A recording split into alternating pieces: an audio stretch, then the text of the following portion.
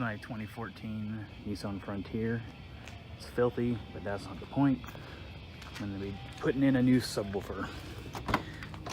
I currently have the $79 online box that a lot of us have. That, you know, goes way over there. I have a lot of the same complaints that everyone else has about this thing. I just can't get it to sound right. It's really peaky. Doesn't extend low. Sounds like too small of a box for the 210s that you cram in it. As you can see, there's really not a lot of room for the speakers to breathe, and I've even had to, you know, reinforce the box a couple different places just because these were breaking off. You get what you pay for, right? I'm currently running about 700 RMS watts, these 210s, and I have a plan. And this is advertised as being 1 cubic foot. Here, I can flip it up. So you can see here, I've put little spacers to try and get these up off the carpet. There's the 2 Fosgate 10s. I've tried 2 different sets of speakers in this box. Both had the same issue. Super peaky. Just not happy with how it sounds. But I'm not going to totally junk this box. All the measuring and all that's already been done for me for what fits underneath this seat. I don't really want to play with fiberglass this time. And I'm willing to sacrifice a little bit more cabin room for hopefully some more bass. So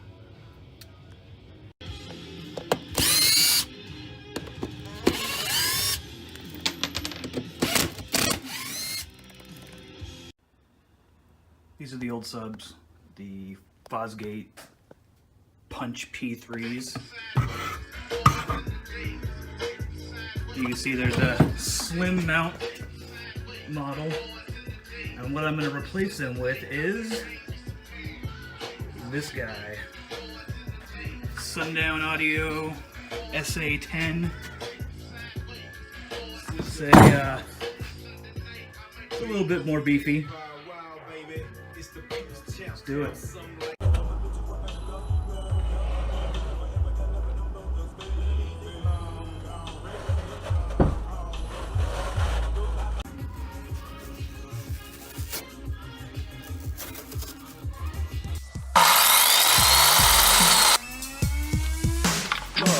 Razor sharp, ain't no cut in my throat. If you smell me, you'll see I'm dope. Ain't no cut in my coat.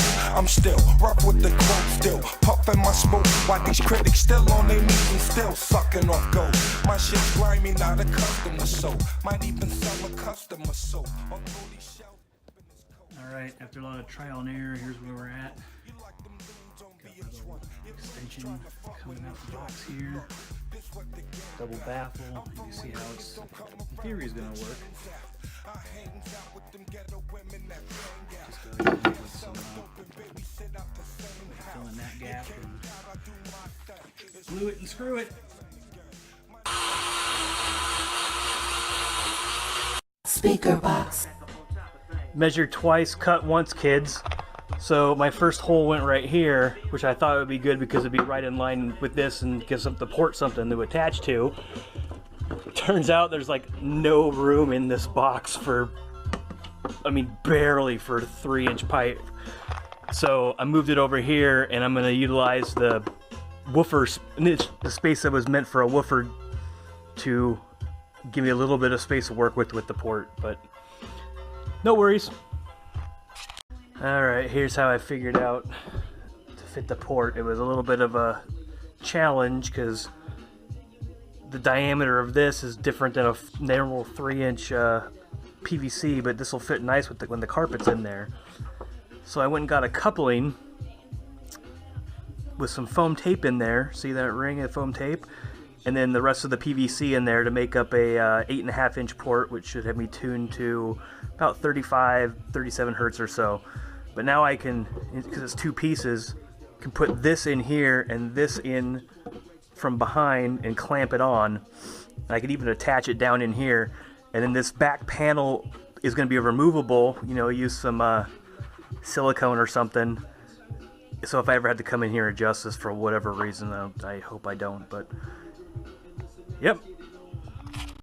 Well, it's literally a game of 1/2 inches here. I mean, here's the test fit of the box. I mean, you can see it's not a ton of room, and these cup holders are going to take a beating. I'll show you when I get the woofer in here. The magnet is very close to this back wall. Hopefully that won't be an issue, but it fits.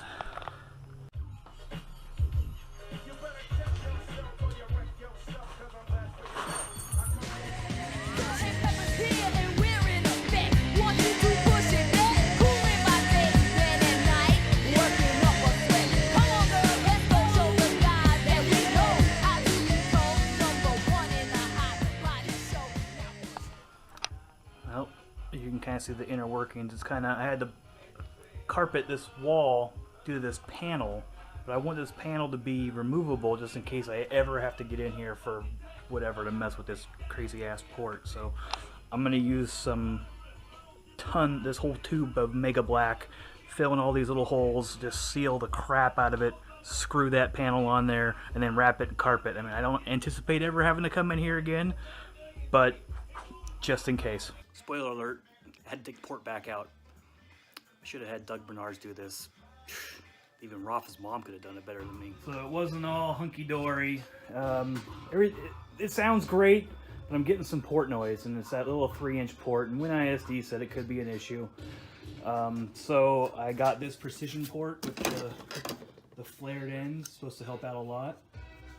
We'll see. It's going to take some modifications to the box, but let's do it.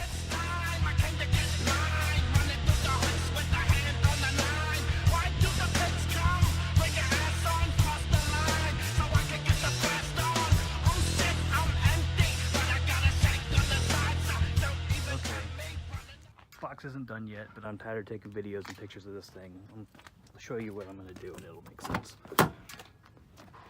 So here it is in the truck. You see where the seams are not so great here. Basically all I'm going to do is just make a panel that goes down here like the original legs did. It's going to screw right onto that surface there, and I'm going to carpet it so the only seam will be, you know, around there, and it'll look nice.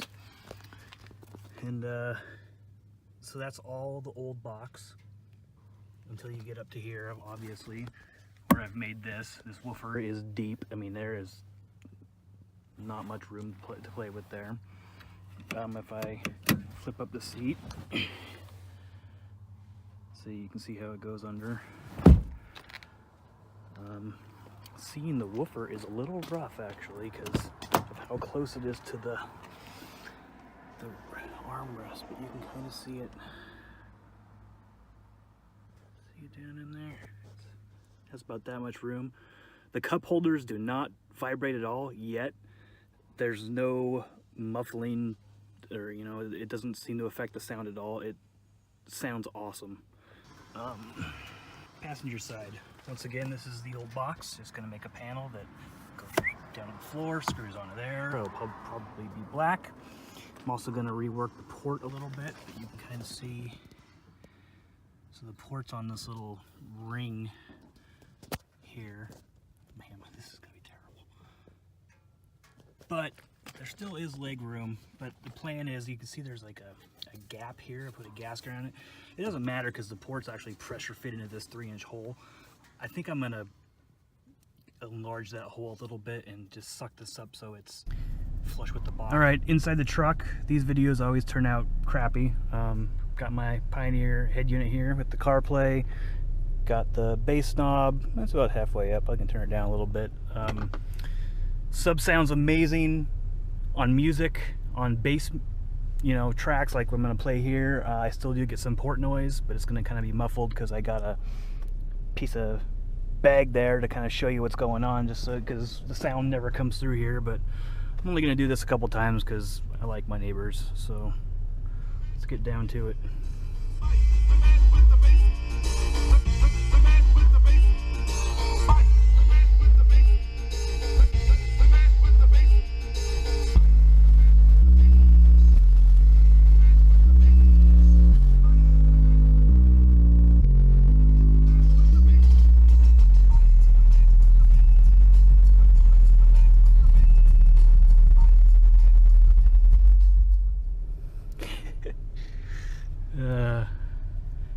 Maybe one more really quick.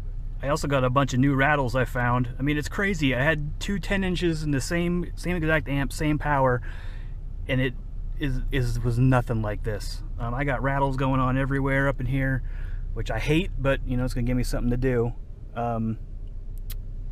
Here's one more bass track. We'll start out low volume and see, maybe the microphone will pick it up.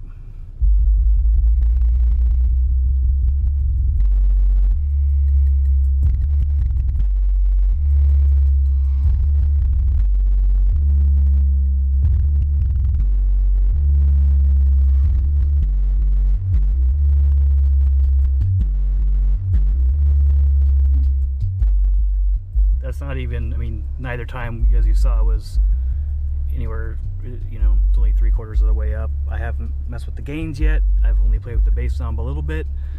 Yeah, I get a little bit of port noise on bass music, but on normal music, you know, you don't really hear it at all. It was a pain in the ass, but totally worth it. Man, this thing gets down for 110. So, yeah.